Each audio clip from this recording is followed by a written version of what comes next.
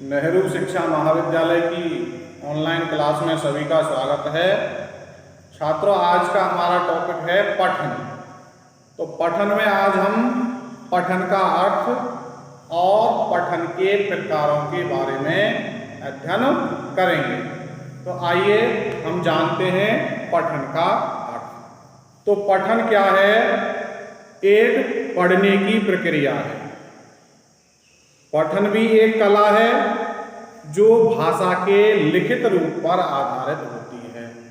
अन्य कलाओं की भांति क्या है? पठन भी एक कला है जो भाषा के लिखित रूप पर आधारित होती है। सामान्यतः पठन का अर्थ समझें, किसी लिखी हुई या छपी हुई सामग्री को जोर जोर से बोलकर उच्चारण करना पठन या वाचन कहलाता है। इसी प्रकार से वाचन या पठन ध्वनियों के प्रतीक लिपिबद्ध उच्चारण गति के साथ पढ़कर अर्थ ग्रहण करने की प्रक्रिया पठन कहलाती है। तो वाचन के समय हमारा जो ध्यान है वो भाषा के बाह्य रूप पर केंद्रित होता है, क्योंकि हमें भाषा के बाह्य रूप को देखकर ही पठन की क्रिया प्रारंभ करनी होती है। इसमें क्या है, हमारी जो दृश्य इंद्रियां है यानी आँख हैं वो काम करती हैं। तो आँखों के माध्यम से हम क्या है, जो भाषा का बाह्य रूप है, लिखित रूप है, उसकी पहचान करते हैं और मुख के अवयवों के द्वारा उच्चारण करते हुए पढ़ते हैं, वाचन करते हैं। तो अब जानेंगे हम वाचन के प्रकार। तो वाचन के प्रकार दो प्रकार हैं। वाचन के प्रकार। तो छात्रों, वाचन या पठन के दो प्रकार हैं। पहला है सहस्वर वाचन। सहस्वर वाचन। तो आइए हम सहस्वर वाचन के अर्थ के बारे में समझेंगे। सहस्वर वाचन का अर्थ है स्वर सहित किसी पाठ्य वस्तु को या छपी हुई सामग्री को पढ़ना क्या कहलाता है? सहस्वर वाचन।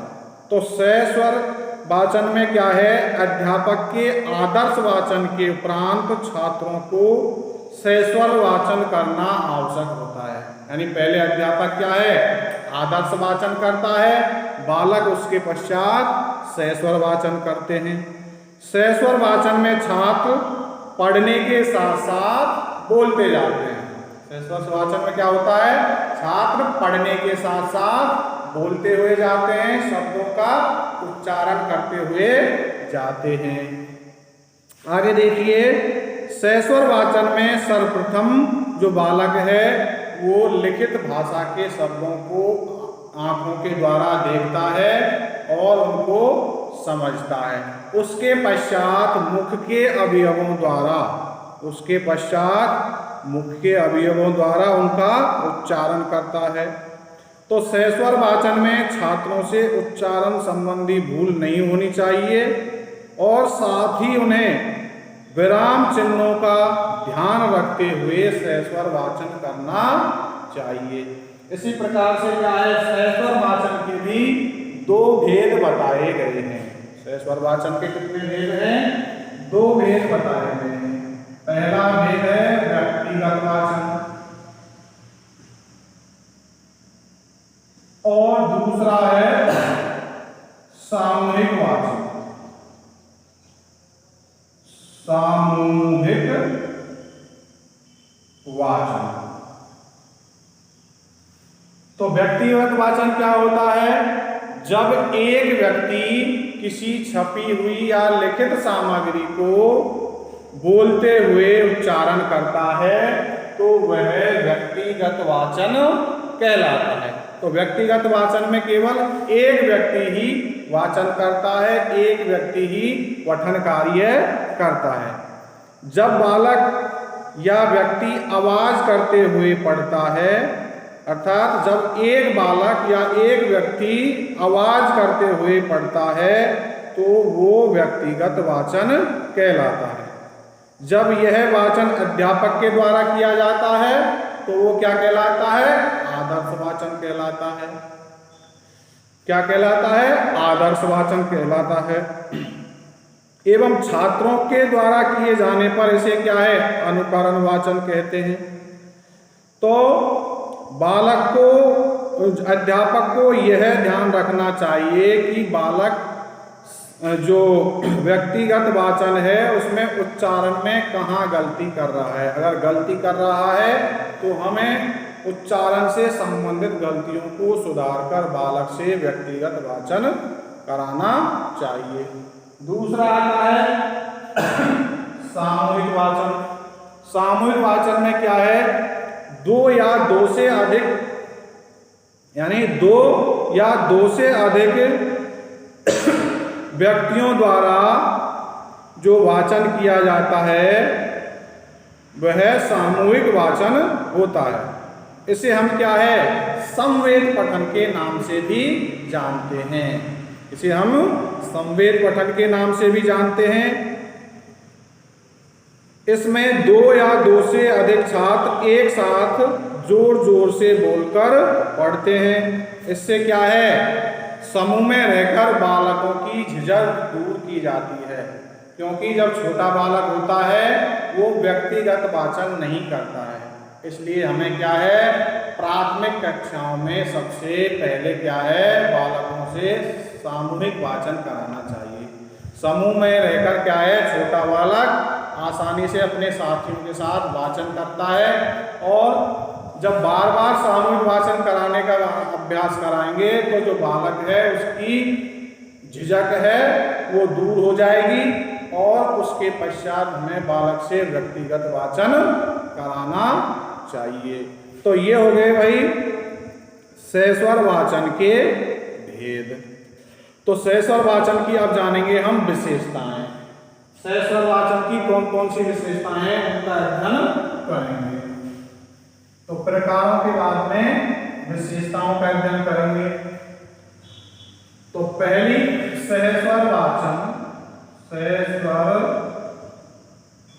वाचन की विशेषताएं। तो पहली विशेषता है सहस्वर वाचन की शुद्ध उच्चारण। पहली विशेषता है शुद्ध उच्चारण, यानी वाचन करते समय हमें यह ध्यान रखना है कि जो शब्दों का उच्चारण है वह शुद्ध होना चाहिए, यानी किसी भी प्रकार की अशुद्धि नहीं होनी चाहिए। क्योंकि वाचन करते समय अगर हम शब्दों का शुद्ध उच्चारण नहीं करेंगे तो अर्थ का अनर्थ होने की संभावना हो जाएगी। इसलिए वाचन करते समय हमें शब्दों का शुद्ध उच्चारण करना है। शुद्ध उच्चारण में क्या है? सहस्वर पाठ में वर्ण और शब्दों का शुद्ध उच्चारण बिल्कुल बहुत ही जरूरी है। अगर हम शुद्ध उच्चारण नहीं करते हैं तो अर्थ का अनर्थ होने की संभावना होती है। इसी प्रकार से दूसरी विशेषता है उचित ध्वनि निर्गम।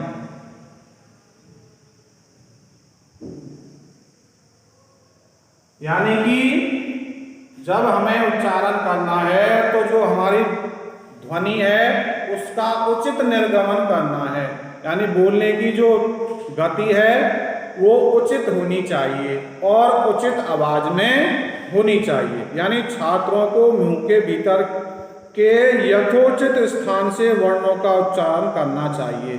जो हमारे मुख्य अवयव हैं कंठ, तालु, मूर्धा, जीभ, होष्ठ, इनके उचित स्थान से हमें क्या है?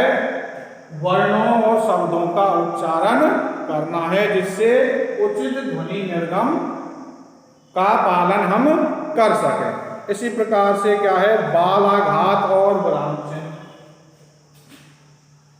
तीसरा है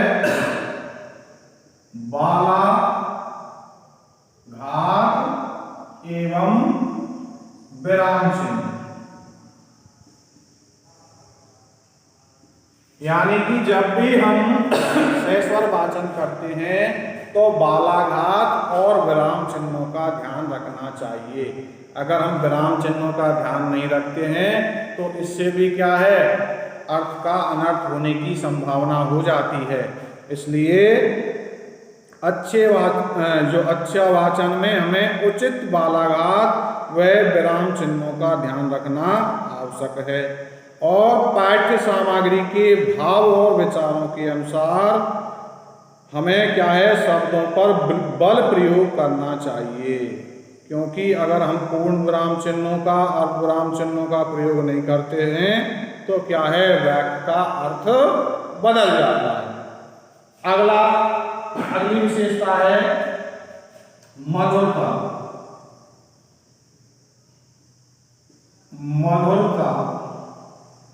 यानी सस्वर वाचन में क्या है, मधुरता होनी चाहिए। मधुरता क्यों होनी चाहिए? क्योंकि मधुर आवाज या मीठी बोली सबको प्रिय लगती है, सबको अच्छी लगती है, कर्णप्रिय होती है, आकर्षित करने वाली होती है। इसलिए हमें इस प्रकार की मधुर भाषा में वाचन करना है, सस्वर वाचन करना है, जिससे श्रोता प्रभावित हो जाए और आपके सस्वर वाचन को ध्यानपूर्वक सुने। तो हमें सस्वर वाचन में क्या है, मधुरता रखनी है, मधुर वाणी का प्रयोग करना है। अगली बात है स्वाभाविकता। अगली विशेषता है 5वीं, स्वाभाविकता। यानी हमें सस्वर वाचन करते समय स्वाभाविकता का ध्यान रखना चाहिए। हमें स्वाभाविकता का ध्यान रखना चाहिए। सस्वर वाचन में कृत्रिमता नहीं होनी चाहिए। स्वाभाविक रूप से हमें क्या है, वाचन करना चाहिए। इसी प्रकार से उचित हाव भाव। छठी विशेषता है उचित हाव भाव। तो उचित हाव भाव के अंतर्गत क्या होता है, जब हम सस्वर वाचन करते हैं तो जो पाठ्य सामग्री के भावों के अनुसार ही हमारे उचित भाव का प्रदर्शन होना चाहिए। जैसे हम वीर रस से संबंधित क्या है, कविता का पाठ कर रहे हैं तो उसमें वीर रस जैसे भाव हमारे शारीरिक अंगों के द्वारा होने चाहिए और जिस प्रकार का प्रसंग हो उसी प्रकार से क्या है, हमारे हाव भाव बदलने चाहिए। तो ये भी भाई सस्वर वाचन की विशेषता है। तो सस्वर वाचन की विशेषताओं के बाद पढ़ेंगे हम वाचन का दूसरा प्रकार, सस्वर वाचन, और दूसरा था मौन वाचन। तो दूसरा प्रकार है मौन वाचन।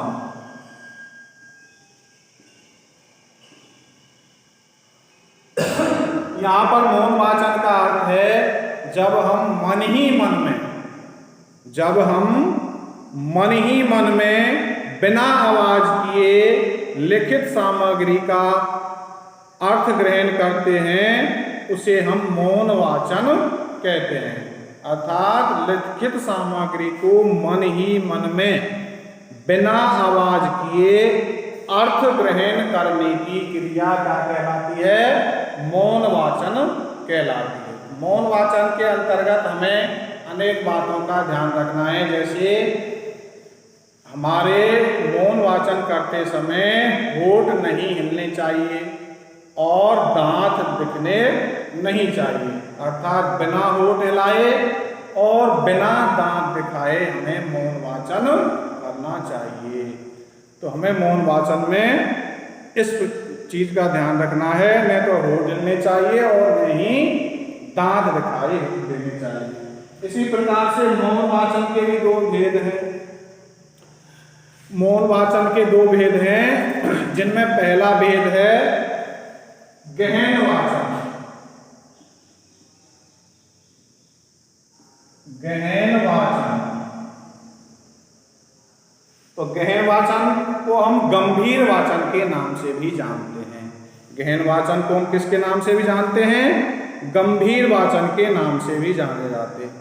तो इस वाचन के अंतर्गत क्या है? बालक कठिन से कठिन सामग्री को मनन और चिंतन करते हुए मन ही मन में वाचन करता हुआ अर्थ ग्रहण करता है। तो गंभीर वाचन में क्या है? भाषा के कुछ ऐसी पाठ्य सामग्री होती है जिसका अध्ययन गहनता के साथ, सूक्ष्मता के साथ किया जाता है। तो गहन अध्ययन में बालक क्या है? पाठ्य वस्तु की तह तक पहुंच जाता है, उसका मूल भाव और उसके अर्थ को समझ लेता है। तो गहन वाचन के अंतर्गत बालक चिंतन शक्ति और मनन शक्ति तथा कल्पना शक्ति तथा ग्रहण करने की शक्ति का विकास होता है। दूसरा है द्रुत वाचन।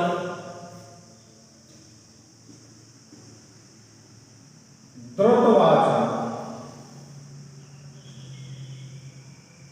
मौन वाचन का दूसरा प्रकार है द्रुत वाचन। द्रुत का यहाँ अर्थ है तेज गति, यानी भाषा की पाठ्य सामग्री को मौन रूप में तेज गति से पढ़ने को द्रुत वाचन कहते हैं।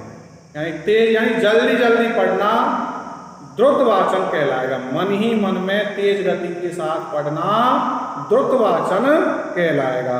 इस पाठ्य सामग्री में क्या है? शीघ्रता से, इस वाचन में क्या है? पाठ्य सामग्री को शीघ्रता से पढ़ना होता है और इस द्रुत वाचन के माध्यम से हम कम से कम समय में अधिक से अधिक पाठ्य वस्तु का अध्ययन कर सकते हैं, अधिक से अधिक ज्ञान अर्जन कर सकते हैं, क्योंकि इसमें द्रुत गति के साथ मन ही मन में मौन वाचन किया जाता है।